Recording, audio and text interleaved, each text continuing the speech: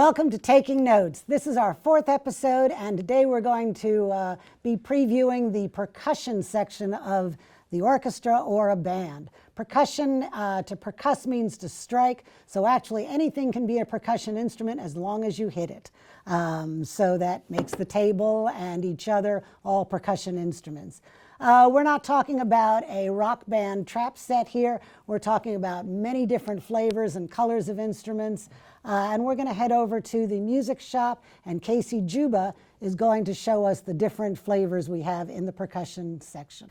So we're at the music shop with Casey Dzuiba, who's going to be talking to us about the percussion family of instruments. We've learned about strings, we've learned about woodwinds, we've learned about brass, but now we have all of this equipment that Casey is going to tell us about and what it does in the orchestra. First of all, Casey, what is it that you do on a daily basis? So I work at the music shop as an educator, and then I'm also a freelance teacher. So I go out, I teach private lessons, I teach marching bands, work on staff for drum lines, front ensembles, and then I'm also a performer. So I usually play in musicals, play in pit orchestras, stuff like that. So terrific. A lot of freelancing. Fabulous. All right, so what you're going to do then is tell us what you got here and show us what it sounds like. Yeah, let's start over here. So what we have is a xylophone. This is a form of pitched percussion. Now what that means is when I strike a certain bar on this instrument, we're going to get a specific note. So if you play, let's say, a C on a flute, you get a C. If I play a C on the xylophone, I get a C. So everything is kind of broken up into specific notes. Each bar has a specific note. Now, this is the Xylo. We have a Glockenspiel that we'll get to in a little bit, just off to the side here, and that's another form of pitch percussion, but it has a different sound or a different timbre. One is made of wood, the xylophone, and then the Glockenspiel is made of metal. So you're going to hear that difference in sound, or that timbral change. So what I'll do real quick for you guys is I'll play a little bit of a little Xylo excerpt from Shostakovich's The Golden Age, and this is the polka.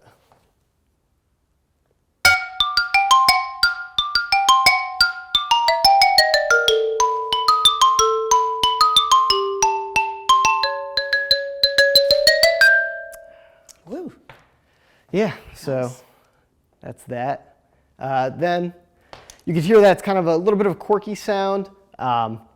Really bright, pretty articulate, and we could change the articulation based on the different stroke type that we use, and then also the different kind of mallet head. So this is a little bit of a softer plastic, so it's not as harsh and kind of bright of a sound.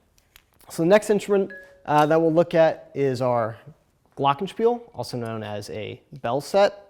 And this is one that's very common in elementary schools, but then goes straight up into professional orchestras.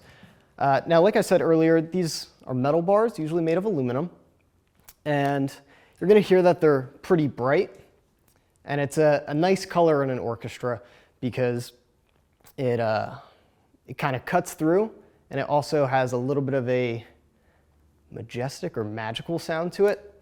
So I'll play a little bit for you here. This is Sorcerer's Apprentice.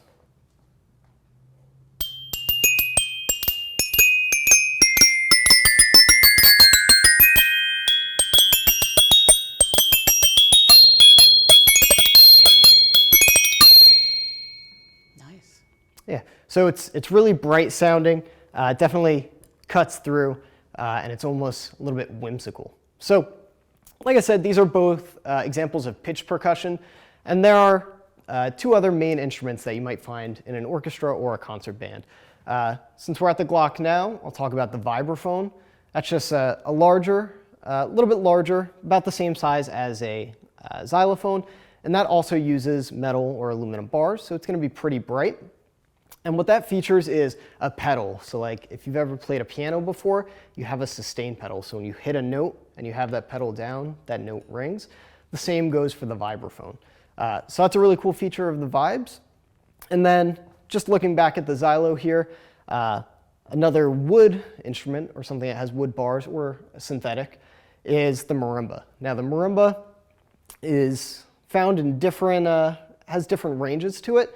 One of the more common and larger sizes is the 5-octave marimba, and that can be about 8.5 feet to 9 feet in length. So it is definitely a large instrument, and sometimes what you use to play that are yarn mallets. So something that's a little bit softer, a little bit more mellow of a sound, and then you can also use 4 mallets. That way you can play different passages and you have a little bit more reach that way. So that's on a little bit about pitch percussion. The next thing we'll look at over here is some non-pitch percussion. So what I have in front of me is a snare drum. Hopefully you can see behind the stand here. Now the snare drum is essentially just 2 heads, one on the top, one on the bottom. But what gives it its characteristic sound are the snares that we have on the bottom. So I'm going to turn the snares on. I'm just going to brush my finger. Now what these are wires, either metal or plastic, wire cables that go underneath, and they provide the standard snare sound. It has that nice buzziness. I'll just play it without the snares for you really quick. So that sounds like a typical drum with just 2 heads. Then we activate the snares and we get something with a little bit more snap and a little bit more bite. Now, the snare drum is definitely one of the driving forces in an orchestra. It provides a lot of rhythmic clarity. And believe it or not, it can be a musical instrument. It can be played loud, it can be played soft. So there's a lot of variety that goes on with the snare. What I'm going to do for you real quick is I'm just going to play a little excerpt. This is called Drum Corps on Parade, and it's a rudimental snare solo.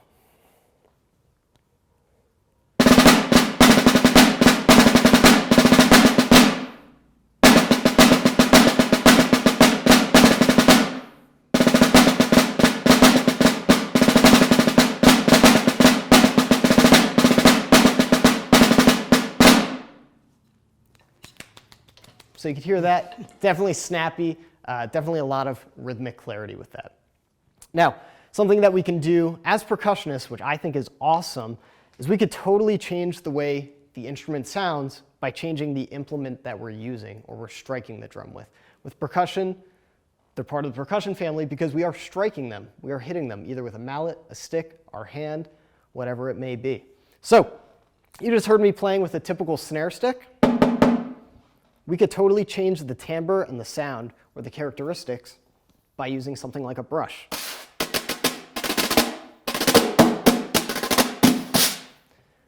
We can use something that's kind of a bundle of little wooden dowels. Sounds really cool on the rim of the drum. Kind of clicky.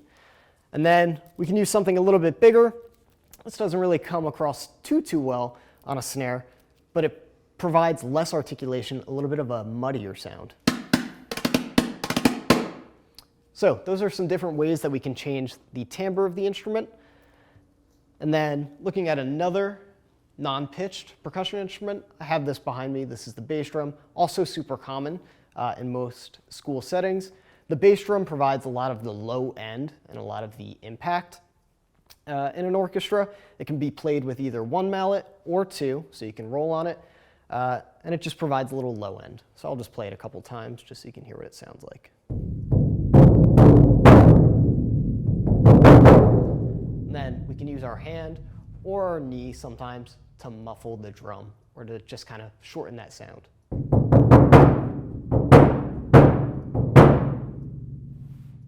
So that's a little bit on pitch percussion instruments and some non-pitch. Next thing we're going to look at is some auxiliary percussion and Foley instruments. All right, so the next thing that we're going to look at, we looked at some pitch percussion, some non-pitched. Now we're going to look at some auxiliary instruments. So some of these are very common, and what I have here really just scratches the surface of percussion, specifically auxiliary instruments. So one of the most common ones, I think most people would be able to figure this one out. This is a triangle based on the shape of a triangle. Now, a triangle is made of metal, and it's a bright sound, and it's usually played with a metal beater. So I'll give you a little demonstration.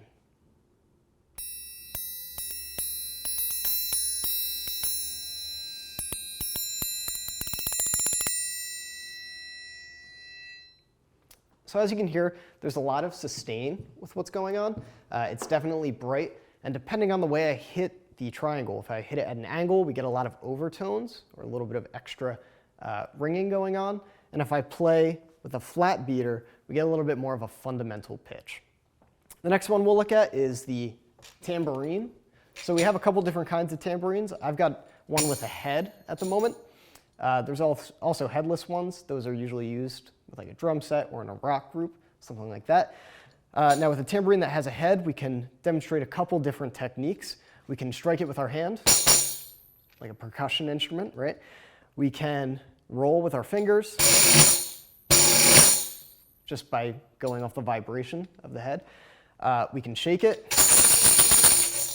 or we can strike it with a fist, which gets a real nice pop sound, which is super loud. So those are a couple different ways to play the tambourine.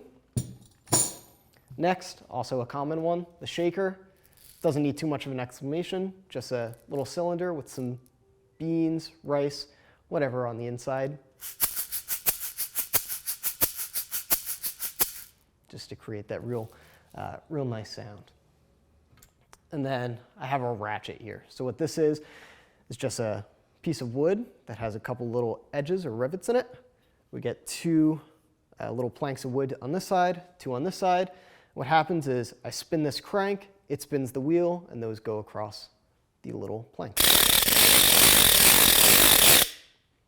So that's usually used for like a sound effect or something like that. Now, lastly, let's just look at a couple fun little instruments to wrap it up here. We have some Foley instruments. These are usually what the percussionist gets to play for some added color, some added sound effects, like the slide whistle. Real basic. The siren whistle.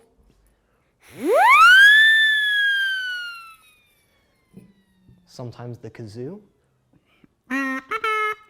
Or the duck call. So these are just some little things that can be added into an orchestra.